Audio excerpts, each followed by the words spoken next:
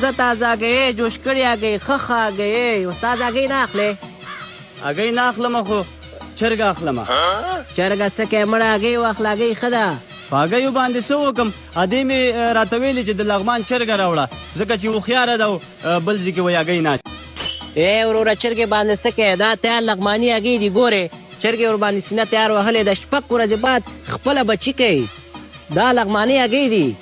شپږ ورځې بعد بچي کوي هو شک لرې دانه په څو ده دانه 15 روپۍ درته درکوم قیمت هم نه ده دا وګوره بس قالب دی دا ټول زما شو ښه بس ټولې واخله 450 روپۍ کېږي وروره ها 1 2 3 4 مننه صحیح ده واخله وروره ها او خپل هګۍ دي دی قصه کې به هم نه ښه ببو به درنه ښه خوشحاله وي ځه نو ځه او ای وروره شادګل دې څه کېږي د تره زوی مې ده زه صحیح ده نو ته ملامت نه